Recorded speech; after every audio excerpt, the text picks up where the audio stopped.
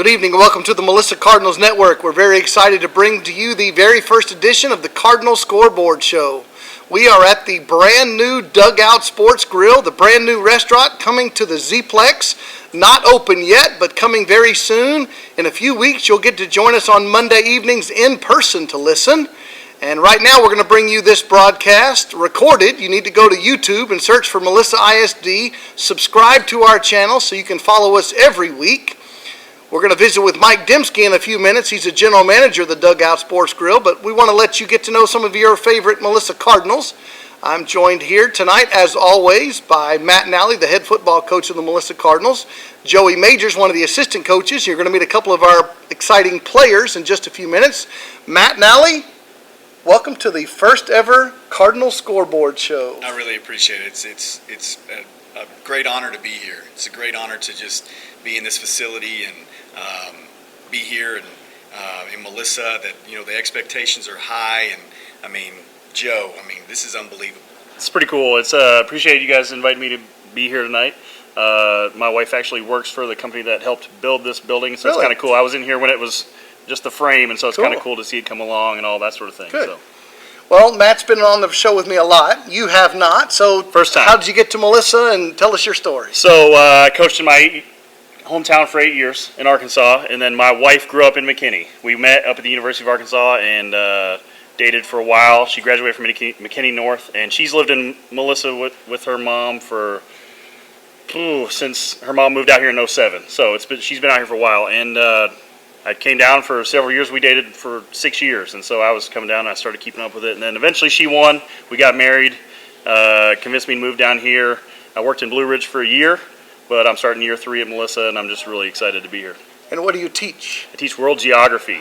Okay. So you would have been very helpful on the broadcast last Friday. I would like to think so, maybe. Because if you guys were listening, we play what we call the longest distance listener contest on the Melissa Cardinals Network. Every broadcast, we have people email in from all over the place. Parents, grandparents, fans that are listening. And we play the longest distance listener award. It's a very, very important contest for which you win nothing. And the leader in the clubhouse during the first half was listening from Lima, Peru. Oh, wow. Which is a pretty good That's a haul. contestant. Yeah. Right. Until New Zealand shows up. Does it get further than that? Maybe Frankston, Texas. I don't know. But So New Zealand, because we had to pull out the globe, by the way, Peru is 3,000 miles away. New Zealand, 7,000 miles away. So the winner of the contest, New Zealand. right. Dang right. So we had Pennsylvania. Guess who we had listening and watching on Friday? Maybe you already know this. In Pennsylvania? No, in another state. I don't know. Someone was watching us live in Boulder, Colorado. All right. Ah. Dang right. Yes, your man Brendan Lewis was watching the Melissa Cardinals last Friday. Very Dang nice. right. So, let's talk about last Friday. Yeah. Yes, sir. Opening game of the season, 2021 campaign got underway. Non-district game. The Melissa Cardinals started the season. The Orange people came to town. The Celina Bobcats were on a 4-game losing streak to your Cardinals coming into last Friday night. You and I talked a lot pre-game. We talked on the field before the game. And what were your thoughts going into the Celina game? First and foremost, they're a good team. They got a good program. We knew going into the game that we were going to have to be overly prepared. And what I mean by that is we're still putting pieces together. They've returned 15 starters. We don't. We're still trying to kind of figure things out and whatnot. And our youth and our inexperience, we knew at some point in time in the season was going to show up. So, and I'm really glad, to be honest with you, in the second half, it showed up in the second half. So, I'm really 13-13 at half. Right. It showed up in the second half. Unfortunately, 34-13 Right. final score. It showed up in the second half, but at the end of the day, I said this to my staff. I said this to the kids. The Celina coach has said it to me. I don't want to play you in a month. We're going to get better. Teams like that, they're not going to get progressively better like we are. Each week. Okay, now that's a homer talk, right? But why? Defend that statement. Because at the end of the day, we have so much inexperience and so much youth. We're starting a freshman corner, a freshman tackle. Our offensive line starts 4 new guys. In the back end, we start 4 new guys. Our 2 inside backers are 2 new guys, actually 3 new guys. Really, the only experience that we have is our defensive line and our outside backers. Your offensive player of the week this week is Javon Smith. You know, Javon was a JV kid until about halfway through the season. We brought him up. He probably, besides Sam and Ashton, has the most experience on a Friday night offensively, besides Seth Pintor as well. But on the defensive side, Caleb Otluski, Kel Brakebill, Justin Mays, Dylan Smith, Nigel Smith, Christian Mantell. That's probably about the kids that we have experience on a Friday night. So, and that's what makes it so fun and exciting to see the future of us and how we're going to progress throughout the year. Whereas, like I said, teams like that, I've been a part of teams like that. You're good from the get-go, and you always kind of stay stagnant. You know, you're kind of always on this plateau, whereas we haven't even came close to plateauing yet. And to be honest with you, that's what I preach. It's my philosophy that we're not going to peak until about week 14, and that's what we want to do. So I'm really excited about how the season's going to progress and how we're going to progress as a team. We're going to talk more about the Celina game. You are watching the Cardinal Scoreboard Show. This is Trey Graham, the Melissa Cardinals Network. We are at the Dugout Sports Grill, the brand new restaurant coming to the Z-Plex. Coach Majors, I'm going to ask you to respond. We used a term on Friday during the broadcast for your team. We called your team inconsistent on Friday. Fair? I think right now that's fair. Yeah, and just to piggyback off what Coach Nally was talking about, I mean, my challenge because I'm lucky enough to coach some of the guys that are experienced, Otluski, Brakebill, Cord Cruz, Mario Guzman, Gunnar Wilson's a good young outside backer for me that's going to be phenomenal down the line. And my challenge to Cale Brakebill, who you guys are going to get the chance to talk to here in a second, is, you know, we are experienced, but we also have some phenomenal leaders on both sides of the ball.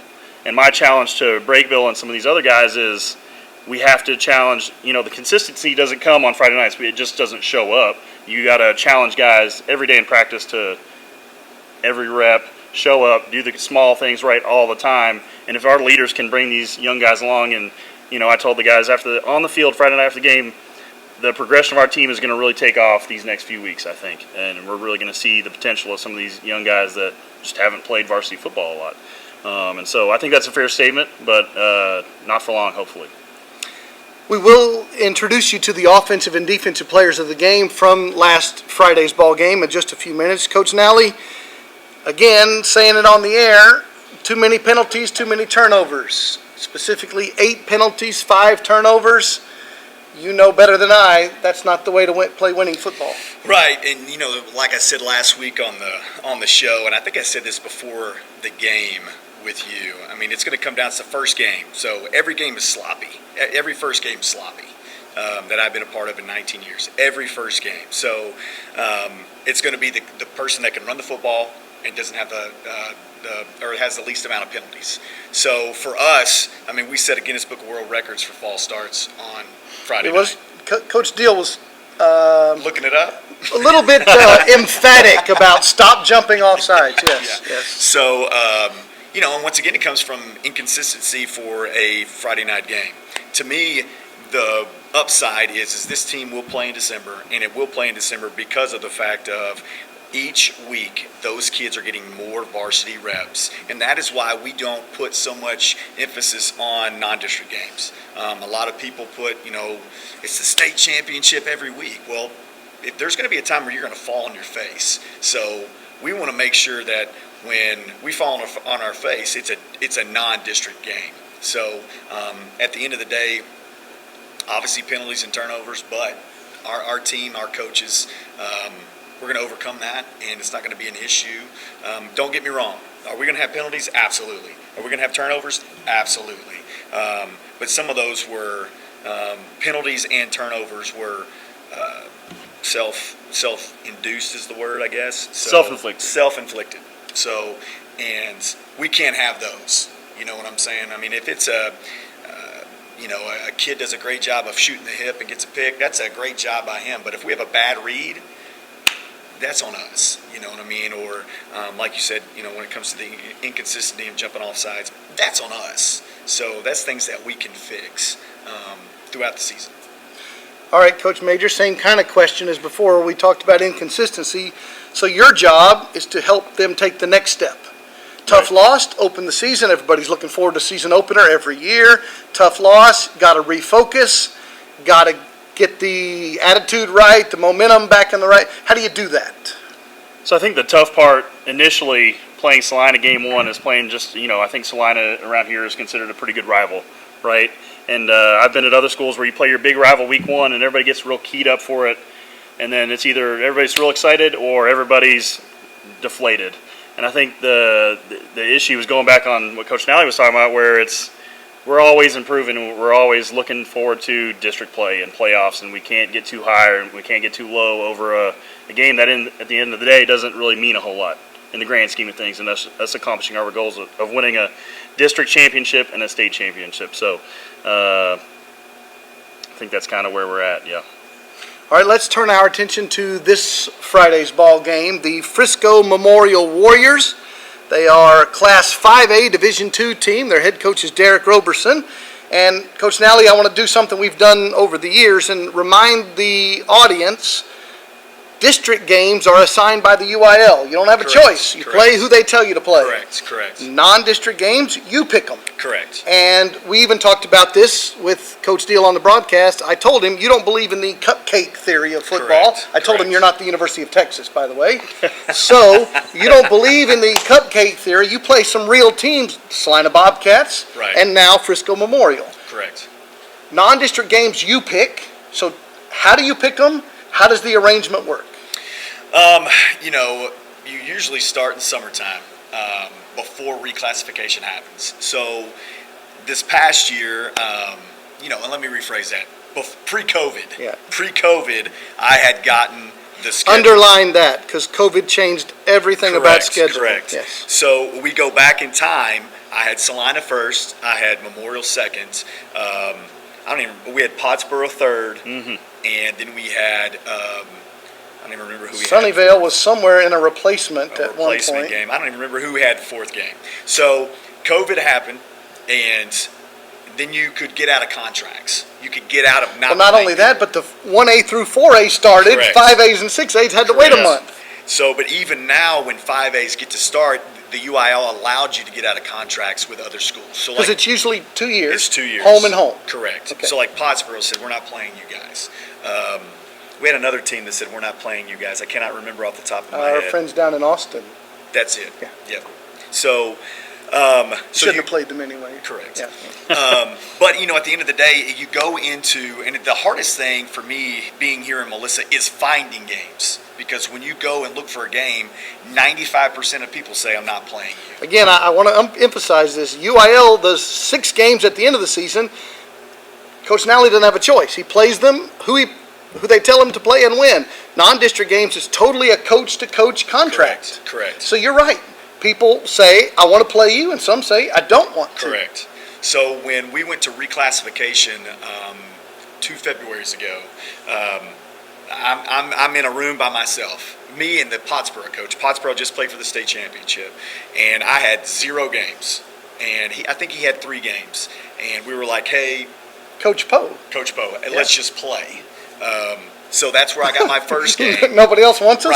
Right. Let's just play. So that's where I got my first game. And then Coach Elliott hit me up maybe 2 or 3 days later. And, people didn't want to play them either. Says, yeah, heck yeah, let's play. And then Frisco Memorial hit me up and said, hey, let's play. So they came to you first? Well, I went to them. I came to okay. I went to them. Right. And I'll be honest with you. Camera doesn't lie, you coaches say that. Right. So I went to I called every Frisco school because I kind of we have too many schools around us that, we shouldn't have to travel. Because you played Frisco High School twice before. Correct. So I tried to get them back on the schedule, and they were one team that agreed. And then when the COVID happened, they couldn't play. And then when it went back, they were like, we're going to stay with the schedule that we have. And that's what UIL allowed you to do. They said, hey, you can play the schedule that you made after COVID. So when we were playing Stephenville, and they were like, we're not playing you guys. So cool, no big deal. So I think I talked to you this summer. We had schools drop us this summer. That's why if you are a follower of the Melissa Cardinals Network on Facebook, as you should be, go back in history and you'll see the schedule, and then you'll see schedule revision 2 and schedule revision 3, Right. because it kept changing. Right. We had gotten Manor. They dropped us. I can't even tell you how many schools, because we had, as a coaching staff, we're trying to figure all this stuff out. We had it on the whiteboard for a while, and it was just a constant reworking of the schedule. So normally before reclassification, like in February, it'd be reclassification again. In the summertime, you start going and talking to coaches. In case you're available week 2, we're available. Yes. Correct. So Dave Campbell's comes out. The Melissa Cardinals are ranked number 3 in the state. You know, you bring back Sam and Kel and Javon and Nigel Smith and, you know, blah, blah, blah. So every coach I've contacted said, we're not playing you. We're not playing you. So this is the hardest time for me to find a game. And Joe can back me up. I mean, I called Todd Dodge at Austin Westlake this summer to play. I don't care. I just want to play. That's why he's retiring, so he doesn't have to play you? Absolutely. Yep. But we were going to play them week 4 for about 30 minutes. 30 minutes. For about 30 minutes. You didn't even call me during that 30 minutes. I know. I was like, oh my gosh, what am I doing? But we were going to play Austin Westlake week 4. And then I found They're pretty good, I hear. Yeah, they're not bad. Who is it now? And then I found Midlothian Heritage. I was looking for a game. And then we were going to play Carthage for a little while. They're pretty good, too. They're pretty good as well. But once again, like, it's pre-district for me. Like, I want to be battle tested. I want to, have calluses on my hand before we get into district play, and I don't want to play anybody, that's quote unquote a cupcake. I mean, you can go through our schedule last year. I mean, Dallas Carter won the district, but they had some ineligible players, so we had to play them in the playoffs.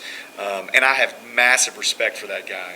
And he was actually the first guy when we were going through this process that I reached out to, and he said absolutely. Yeah, he was has the same philosophy. I want to play good people.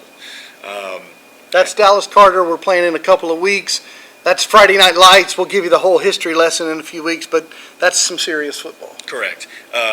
So once again, I mean, it's a tough process. It is a long process. It's kind of like what you see in the NFL draft. Like, it's always changing, and you're always You take it as a sign of respect that they don't want to play you? Yeah, but at the end of the day, it's very you frustrating. Still need a game, yeah. It's very frustrating. Yeah. There's teams like the Carthage of the world and Austin Westlakes and South Lake. We were going to play South Lake for a little bit, just because of the fact, and they don't have any games. All dodges all the time. Right. They didn't have any games when reclassification happened. They had 0. And they just sit back and wait for things not to work out, and then people are like, all right, cool, we'll play you.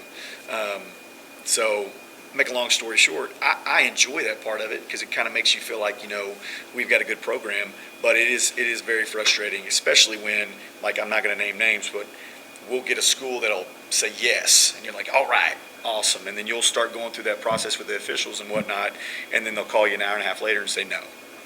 So you're like, come on, man. So you have those as well. But yeah, it's a tough process. But it's kind of fun too. You are watching the Cardinal Scoreboard show from the Dugout Sports Grill. We are so glad you were joining us tonight. The Cardinals are playing the Frisco Memorial Warriors, as we just mentioned, for the first time ever. These two schools have never played one another. And their quarterback, Ethan Lawler, is an all-district punter, for whatever that gets you. Their sophomore running back, Brandon Tullis, has multiple Division I offers. Their wide receiver with the coolest name of the night, Zion Steptoe. He's got a good one. Nice. 6 foot, 180 pounds, runs a 4.4. He's only got 20 Division I offers so far. I mean, like me and Joe have those. Yeah, it's no big deal. I said 6 foot, 180, runs a 4.4. Now, guess where you're playing? You're playing Frisco Memorial at the stadium formerly known as Frisco Memorial. Correct. But it's not called that anymore. No, sir. It's called Kirkendall Stadium. Correct. Do you know why? No, sir. Because some school districts named their stadiums after very old football coaches. Hey. Did you know that? Hey. Funny. Yeah. I mean, they like elderly football coaches in a certain district. Are you like implying that's why it's called Coach Kenny Dale Stadium? I'm just telling you about Frisco Memorial Stadium. That some school districts find elderly football coaches and they name stadiums after them. So David Kirkendall was the former athletic director for Frisco ISD. So Frisco Memorial Stadium is not Frisco Memorial Stadium, but you're playing Frisco Memorial High School at the not Frisco Memorial Stadium. Correct. Kickoff at 7 p.m., pregame show at 6:30. Be by the channel. Join us in Frisco at Kirkendall Stadium, or be by the channel. Go to Melissa ISD on YouTube. Find us, watch us, listen on the Mixler app, on the Melissa ISD website, the Melissa Cardinals and the Frisco Memorial Warriors this Friday night, kickoff 7 o'clock. Can't wait to bring you that broadcast. We're going to take a quick break and introduce you to two of the great Cardinal football players right after this.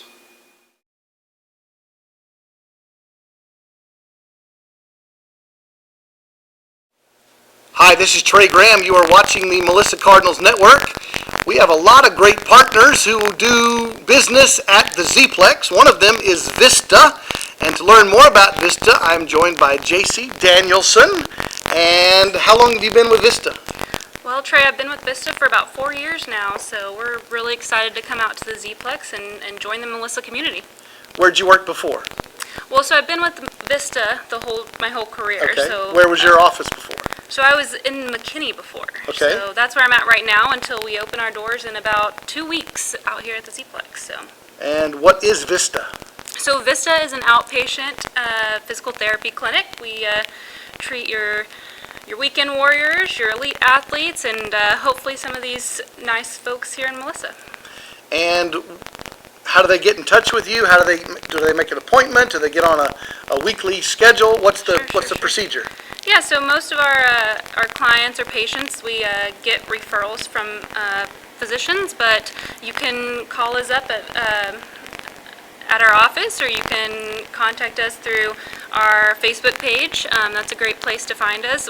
Like I said, we're not quite out here just yet, so once we get more information for you guys, I'd love to come back on or maybe forward that information to you. And the Facebook page is called what exactly? Vista Sports Medicine and Physical Therapy. And the website?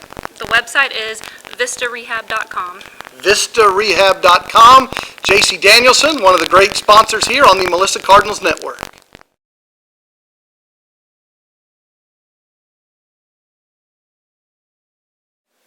Welcome back to the Melissa Cardinals Network. This is Trey Graham joining you from the Dugout Sports Grill, the brand new restaurant at the Zplex. This is the Cardinal Scoreboard Show. We are talking to you about last Friday's game, a tough loss. The Melissa Cardinals lost to the Celina Bobcats. The final score was 34-13. And if you are a viewer or a listener to the broadcast, you know that every week my partner, Coach Kenny Deal, is responsible for choosing the offensive and defensive players of the game. And this week we are glad to be introducing them to you. We'll start with the defensive player of the game, number 25, senior linebacker Cale Brakebill. Congratulations for being the defensive MVP. Thank you. Proud. 7 tackles, according to my stat man, Ross Graham, over there. So if that's wrong, you can correct him if you'd like. Ross Graham tells us 7 tackles. Coach, before I ask Cale a few questions, talk about Cale's job on the defense. Well, he's kind of like the quarterback on the defense. You know, he kind of gets everybody put together where they're supposed to be at. He's kind of that vocal guy as well. Really proud of just obviously he's a great player, but really proud of the person that Cale is. Cale is that kid that's going to he's the poster child of what work ethic's supposed to be like and what it's supposed to look like. And he's a great football player, which makes it, you know, even better to be around. So for me personally, Cale is, you know, I got 3 boys, and if my boys grow up to be like Cale, then I've done a pretty good job. That's pretty today. serious. So. Oh, yeah. Thank you, Coach. Yeah, man. How many years on the varsity? 2. 2. Well, 2 and like a quarter. 2 and okay. Brought up your sophomore year. Yes, sir. Okay. What's the difference in being a senior now, a team leader now? Oh, it feels more pressure, I believe. You want it more since it's your last high school year, and Right. being a leader, it's you kind of step up and I wouldn't say control, but you watch over everybody and you keep everybody accountable. And did you know that was your job? Did the coaches tell you that? How did you get into that role? I believe last year I kind of stepped into it I kind of flew under Braylon Brown. Last year he was Pretty our good senior. player himself. Not bad. He was our senior outside backer, and I kind of flew under his wing for a little bit, but then he all of a sudden got injured, and so I felt that I needed to step up and become the new leader and help out more. So what makes a good linebacker? Makes a good linebacker. Ooh, very loves contact. Very kind of like a headhunter. Very That's a good definition. has high IQ. Has to be able to read the field, read the play, and everything else. Do you know what you want to do after Melissa High School? After Melissa, I plan on playing. I want to play. I have some colleges looking at me interested, and I want to study either environmental science or wildlife preservation, become a state game warden. Dang right. Really good. Good for you. Good for you. That is Cale Brakebill, our defensive MVP, senior linebacker. Our offensive MVP right here, Javon Smith, wears jersey number 4, a junior wide receiver. 4 receptions, 41 yards, and 1 touchdown this past Friday. Congratulations. Thank you, sir. Congratulations on being our offensive MVP. So, again, Coach Nally, brag on Javon. You know, Javon, the definition of Javon is electric. You know, he's such a dynamic player. For us, offensively, I mean, we play him at receiver. We play him at running back. He probably doesn't know this, but eventually he's going to play some quarterback as well. So, Did you know that? No, sir. Okay. See why you came tonight? I'm ready. Okay. He's the type of kid that we can put anywhere on the field. In the coaching profession, we call him a scoreboard changer. And that's somebody who can take the ball and change the scoreboard like that. So he is, like I said, an unbelievable player. But for me personally, the one thing that I have really been proud of Javon this year is I do believe that Javon's taken a step in that leadership role. He's taken a step in that positive teammate. He's a teammate. So for me personally, that's something that I'm more proud of Javon than all the accolades that he's going to receive and all the touchdowns that he scores. How long have you lived in Melissa? Since the 8th grade. Since 8th grade. Where did you move from? Allen High School. Allen High School. Allen Middle School. Allen Middle School, okay. And first year on the varsity? Second. Second year, okay. Yeah. So, like we asked Cale, you're a junior now. You're expected to be one of the team leaders. Yes, sir. How have you developed into that role? It started in PC. I started out I was real quiet, and then I was pushed by Cale to become better, more vocal, to help my teammates, and that's just how I started.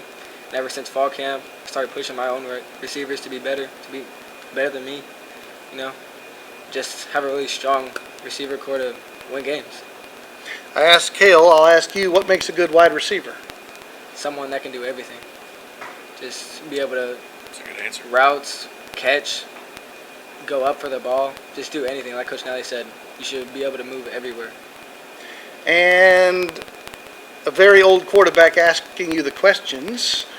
What does it take to have a good connection, a good working relationship with Sam Finnegan, your quarterback?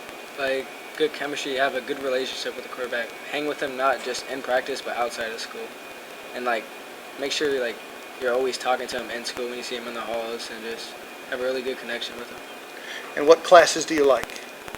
Math. Really? Yes, sir. Why? It's just my strong suit, you know. I hope to be I want to get a degree in math. I'm really good at it. Very good. What do you want to do after high school? I hope to continue playing the game, but if not, I'm going to try to be an engineer. Very good. Good job. Congratulations to Cale Brakebill, our defensive MVP, Javon Smith, our offensive MVP. Coach Nally, well done. 2 good kids. Yes, sir. Well done to their parents as well. You're watching the Melissa Cardinals Scoreboard Show. We're going to take a break, and we'll come back and talk more right after this.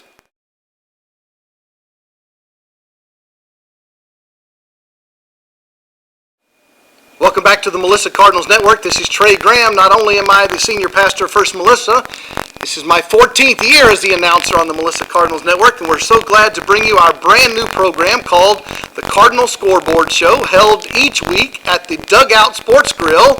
And joining me right now is Mike Dembski, who's the general manager of that same Dugout Sports Grill. Mike, thanks for having us. Welcome back. This is getting to be a regular thing with you guys. We love it.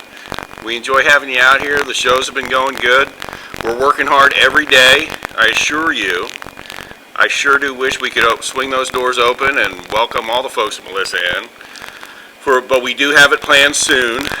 We've experienced some setbacks, but things are looking good. This is going to be a big week for us as far as putting that next piece of the puzzle together to give the great folks at Melissa their first-class sports bar and grill.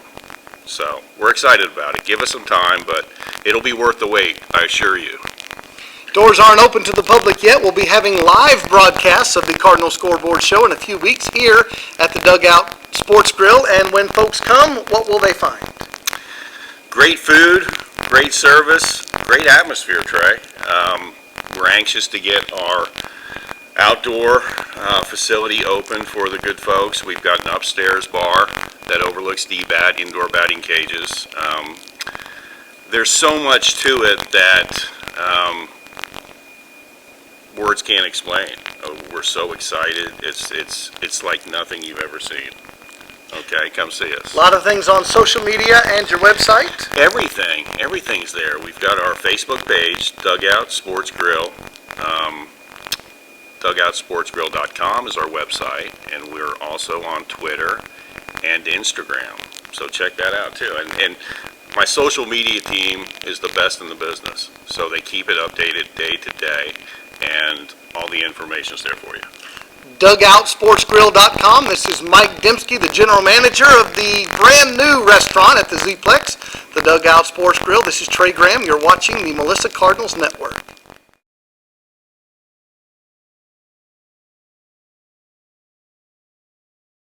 Welcome back to the Dugout Sports Grill. This is Trey Graham with Coach Matt Nally. You're watching the Melissa Cardinals Network.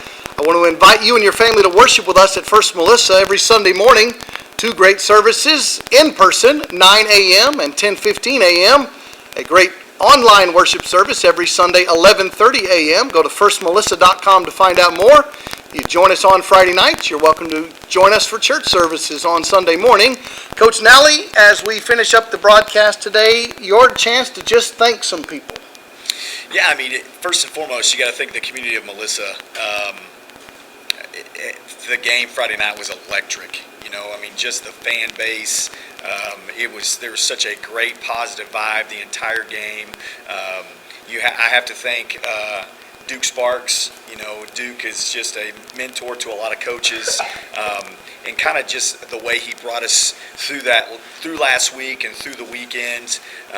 You know, Mr. Murphy, our superintendent, all the encouraging words that he says to us and whatnot, and then Seth Stenton, probably the best AD around. Just his mentorship and the way that he guides all of us as a coaching staff. But, you know, I mean, at the end of the day, the Melissa community is such a great community. It's such a blessing to be a part of it. And then, you know, I mean, it's just the kids. You can't beat the kids. And just being around the players, it doesn't matter if it's a 12-year-old first-time player or if it's a Kel Brakebill. You know, I mean, they're all wonderful to be around. And the parents here have done such a great job of raising kids. So, and it makes our job easier. We do invite you to the game this Friday in Frisco, Kirkendall Stadium. Kickoff is at 7 o'clock. The pregame show here on the Melissa Cardinals Network will be at 6:30 p.m. Again, you need to go to YouTube, search for Melissa ISD, and subscribe to that channel. Follow the Melissa Cardinals Network on Facebook. Hope to see you on Friday. Have a wonderful rest of your week. Go Cardinals.